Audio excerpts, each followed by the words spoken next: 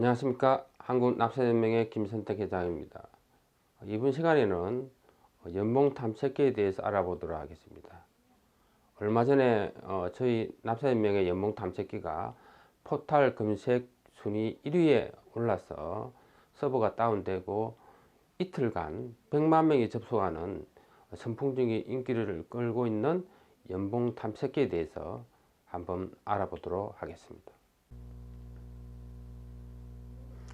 연봉 탐색기는 2007년 1일 날 만들어서 2년 만에 새로운 업그레이드 버전을 만들었습니다. 연봉만 입력하면 9가지 정보를 알려드립니다. 첫째, 나의 연봉 수위. 둘째, 세금 등을 제외한 내 연봉의 실순위에. 셋째, 내 연봉에서 빠져나가는 공제 항목과 금액. 넷째, 연봉 100만원 인상될 때 나의 목선. 다섯째, 초도공제가 늘어나면 환급액이 얼마나 증가하나. 여섯째, 세율이 한 단계 상승하는 나의 연봉액은. 일곱 번째, 신용카드 공제 문턱과 재테크 팁. 여덟째, 종교단체 등 지적기부금 한도액. 아홉 번째, 의료비 공제 문턱 등입니다.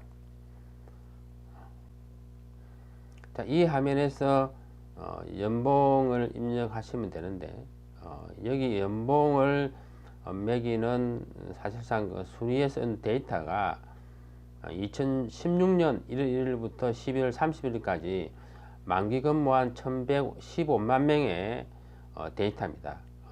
납세연맹이 최초로 국민건강공단으로부터 받은 자료로 만들었습니다. 이 자료에는 연도 중에 입사하거나 퇴사자 등 약 600만 명이 제외되었습니다. 그래서 납세연맹이 이전에 연말정산 데이터로 만든 순위보다 순위가 낮게 나온다, 이렇게 보시면 되겠습니다. 자, 이 서비스는 납세연맹 인터넷 회원에 가입하고 로그인을 해야 되는 우리가 서비스입니다. 이제 연봉을 5천만 원을 입력해 보겠습니다. 여기 연봉은 입력하더라도 개인정보 보호를 위해서 따로 저장이 되지 않고 있습니다.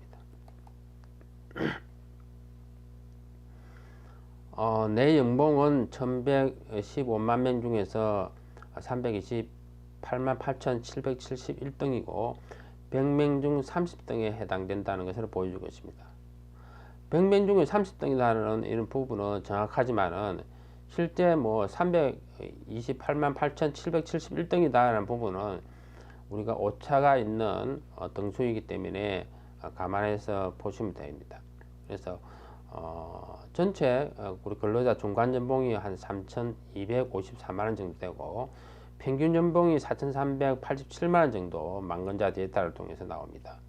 그래서 연봉 5천만 원은 한 상위 30% 정도에 해당된다라고 보시면 되겠습니다.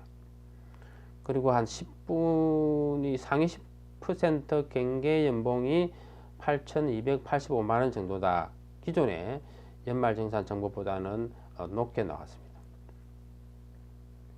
자, 그럼 나의 실수령은 얼마나 될까요? 연봉 5천만 원 같은 경우에는 실제 어떤 세금으로 떼는 것이 한 12% 정도 되고 580만 원. 그리고 실수령액이 한 4,400에서 총 88% 정도가 실수령액입니다. 그리고 근로소득세 실효세율, 즉 1년에 총 내는 결정세, 내야 될 세금을 연봉으로 나눈 것이 실효세입니다. 이분은 한 3% 정도로 됩니다.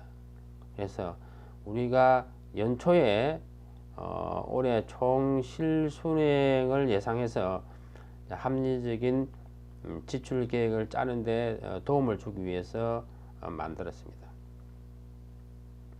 자, 그럼 공제액 12%는 어떻게 구성되어 있을까요?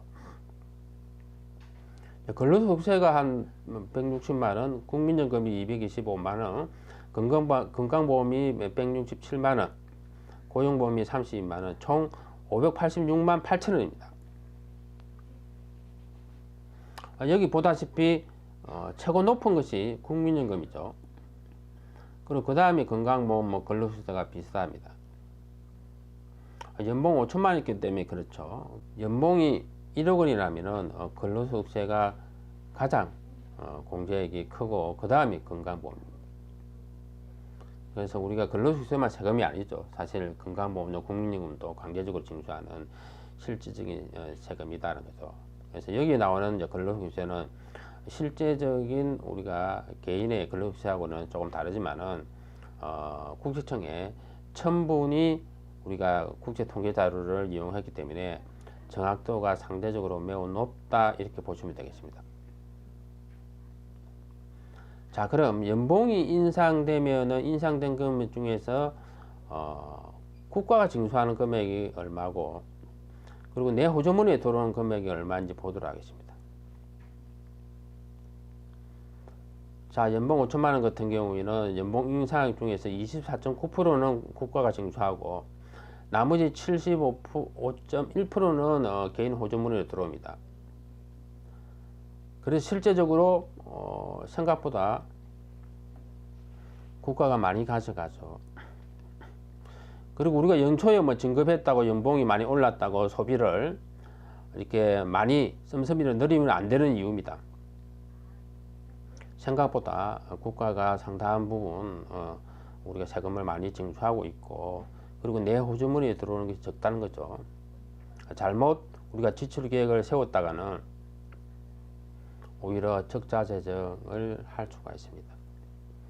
구체적으로 우리가 국가 모습을 보시면은 소득세가 한 16.5%, 국민연금 4.5%, 건강보험 3.2%, 고용보험 0.65%, 총 24.9% 정도 국가가 가져갑니다. 특히 건강보험료가 2001년에 비해서 거의 2배 정도 올랐습니다. 매년 조금씩 오르지만은 2001년에 비해서 거의 2배 정도 올라서 굉장히 금액이 크게 나오고 있습니다. 그리고 연봉 5천만 원 같은 경우는 한계 소득세율이 16.5%입니다. 한계 소득세율이라는 개념이 매우 중요합니다. 즉 소득이 1원 증가할 때 얼마의 소득세가 증가하는지 우리가 알려주는 개념입니다. 즉 누진세 구조화에서 자기 연봉에 해당되는 최고 높은 세율을 이야기하는 거죠. 그래서 한계 소득세율을 정확하게 아는 것이 매우 중요하다는 겁니다. 세율이 한 단계 상승하는 나의 연봉은 연봉이 7,449만 원이 넘어가면은 한계소득세율이 26.4%로 종전에 비해서 9.9%가 상승합니다. 자, 근로소득자들이 봉급이 인상되는데도 불구하고 팍팍하게 우리가 삶을 유지할 수밖에 없는 가장 큰 이유 중에 하나가 바로 이것입니다. 그래서 근본적으로 소득세는 물가 인상을 감안하지 않습니다. 즉 물가가 3% 오르고 임금이 3% 오르면 실질 임금은 제로입니다. 그래도 우리가 소득세법은 임금이 올라온 것으로 보고 소득세가 증가합니다. 또 지금처럼 우리가 한계소득세율 구간이 경계 구간을 초과했을 때 9.9%가 누진세가 확 뛰죠. 뛰기 때문에 이중적으로 손해라는 거죠. 근로소득자 입장에서는. 그래서 이중적으로 정부가 세금을 더 걷어갔기 때문에 구조적으로 근로소득자들은 연봉이 계속 올라가더라도 물가 인상하고 이 누진세 구조 때문에 사실상은 실제로 많이 남는 것이 없다. 그렇게 보시면 되겠습니다. 그래서 여러 나라에서는 물가 인상을 우리가 연동해서 이렇게 우리가 가세표준이 이렇게 올라가는 그런 세제를 유지하고 있는 것입니다. 자, 그럼 소득공제 100만 원이 추가되면은 환급액은 얼마나 증가할까요? 소득공제는 세액공제하고 개념이 틀립니다. 세액공제는 사실상 바로 세금을 그 금액만큼 환급해 준다는 의미지만은 소득공제 100만 원이 추가된다는 것은 세금을 100만 원 돌려준다는 의미가 아니죠. 그래서 소득공제액에서 한계수율을 곱해주면은 환급액이 됩니다. 그래서 부양가족 한 명이 추가됐다 그러면 150만 원 소득공제가 되죠. 여기에 대해서는 연봉 5천만 원 같은 경우에는 한계수율이 16.5%이기 때문에 24만 7,500원이 환급되는 것입니다. 만약에 부양가지고 장애인이라면 추가 공제 200만 원을 받죠. 즉 200만 원에 대한 환급액은 33만 원 정도 된다는 겁니다. 즉 연봉에 따라서 이 한계세율이 다 틀립니다. 연봉이 높을수록 이 한계세율은 높겠죠.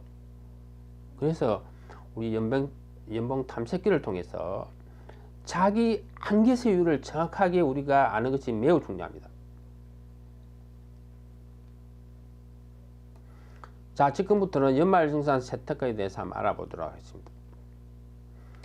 신용카드 소득공제는 공제 문턱이 있습니다. 즉 연봉의 25% 1250만 원 아래로 사용하면은 전혀 소득공제가 안 됩니다.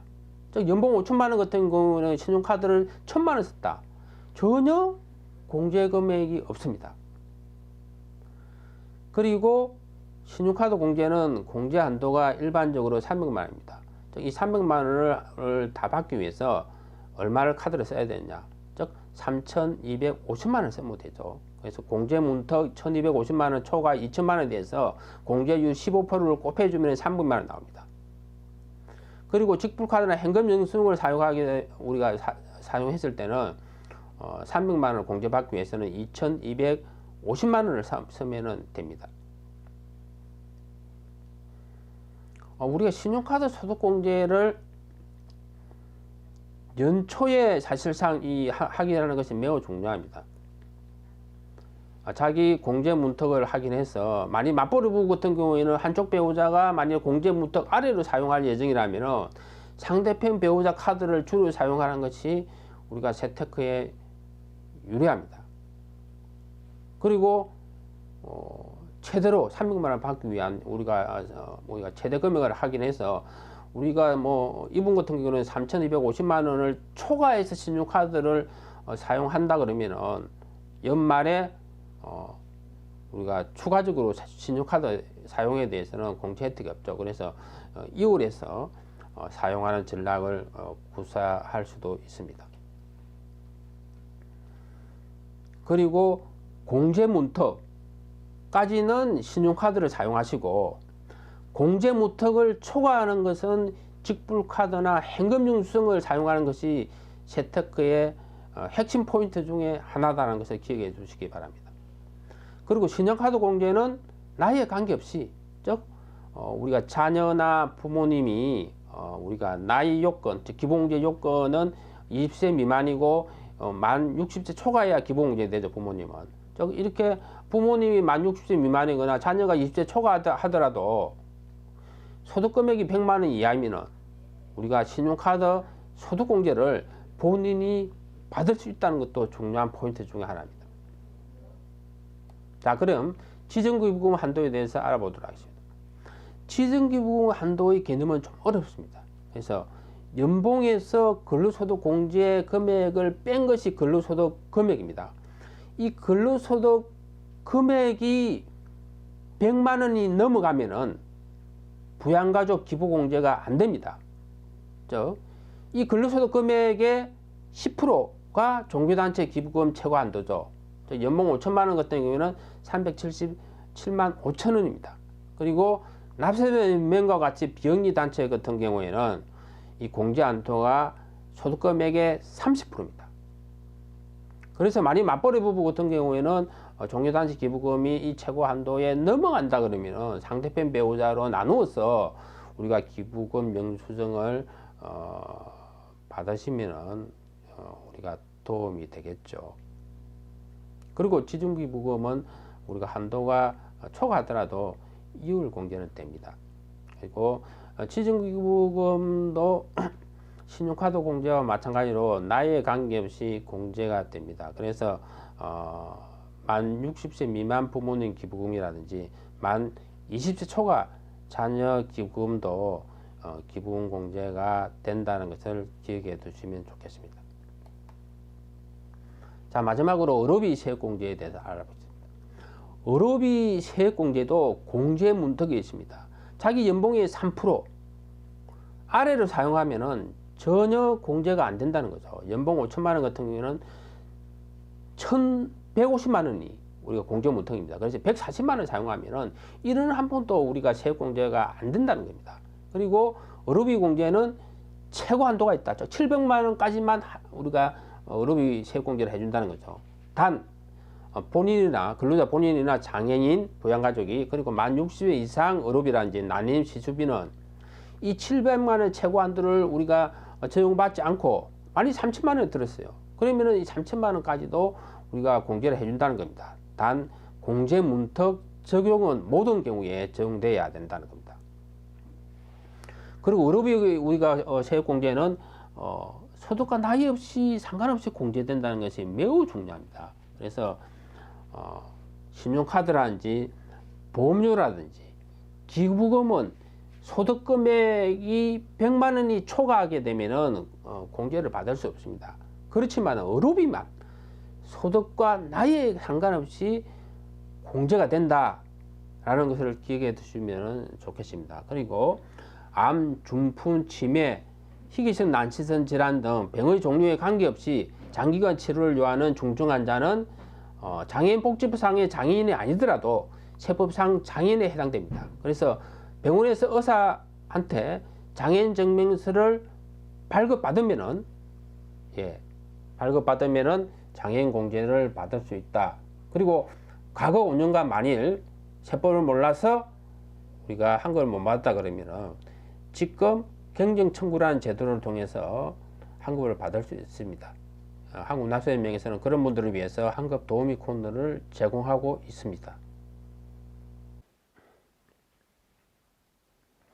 저희 납세연맹이 연봉 탐색기를 처음 기획한 의도는 근로소득자들이 소득세의 기본 원리, 누진세라든지 실효세율, 한계수율 개념을 이해하고 자기가 1년에 정확하게 얼마의 세금을 내는지 그리고 소득공제 한도나 세테크 투입을 확인해서 납세자 권리를 신장시키기 위해서 기획이 됐습니다.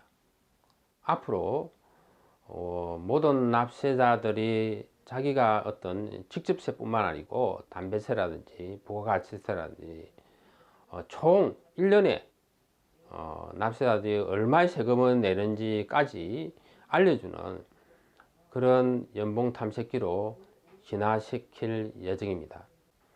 납세자TV의 구독과 좋아요를 눌러주시면 감사하겠습니다.